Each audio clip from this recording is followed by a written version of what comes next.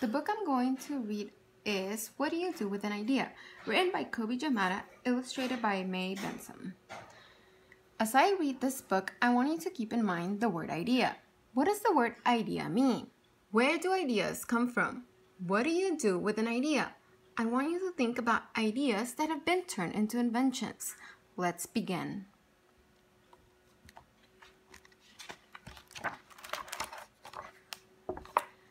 One day, I had an idea. Where did it come from? Why is it here? I wonder, what do you do with an idea? I want you to look at the illustrations in this page.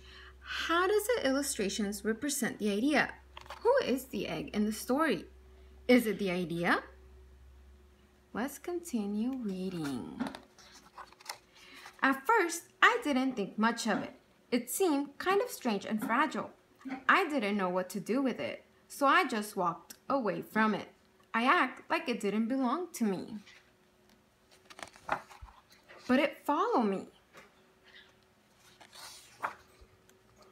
I worry what others would think. What would people say about my idea?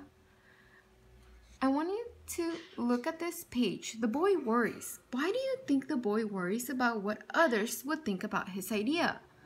What do you think people do when they do not like an idea? Do they laugh? Do they say mean things? Let's continue and see.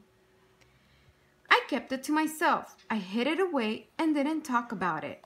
I tried to act like everything was the same as it was before my idea showed up.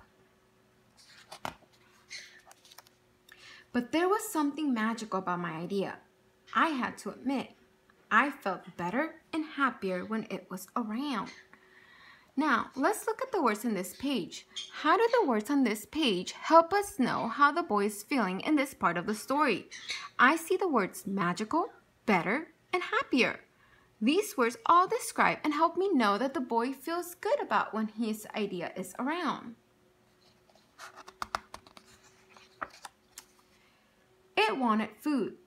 It wanted to play. Actually, it wanted a lot of attention. It grew bigger and we became friends.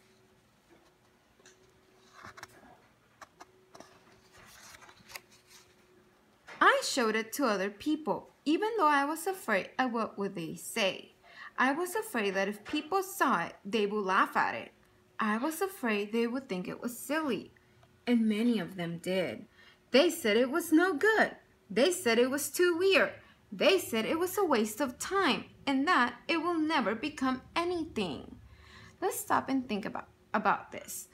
Why do you think people said that his idea is no good and that it will never become anything?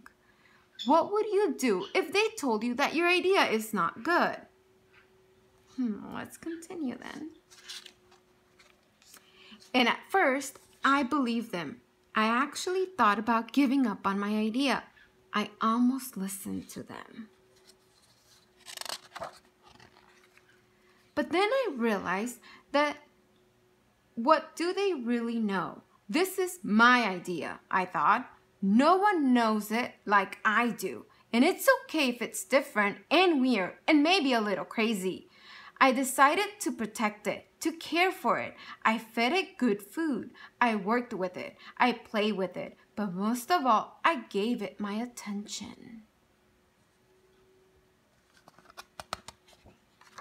My idea grew, and so did my love for it. I built a new house, one with an open roof, where it could look up at the stars, a place where it could be safe to dream. I liked being with my idea. It made me feel more alive, like I could do anything. It encouraged me to think big and then to think bigger. It shared secrets with me. It showed me how to walk on my hands because it said it is good to have the ability to see things differently. I couldn't imagine my life without it. Then one day, something amazing happened. My idea changed right before my eyes. It spread its wings, took flight, and burst into the sky. I don't know how to describe it, but it went from being here to being everywhere. It wasn't just a part of me anymore. It was now a part of everything. Let's stop here and let's think and talk about what we have read. What did we just read about in the story? We read about a boy who had an idea and he wondered what he should do with it. This happens to all of us when we come up with ideas. Then the boy learned how to take care of his idea. He learned to nurture and feed it. So suddenly the idea changes and becomes part of everything. Let's see what happens at the end. And then I realized, what do you do with an idea? You change the world. The end. So does this book remind you of any inventors we have talked in class? This book reminds me of Thomas Edison from our science unit on energy. He came up with an idea. He invented the light bulb. Think about this story. How could this story relate to when you're investigating, creating, and experimenting during my science class?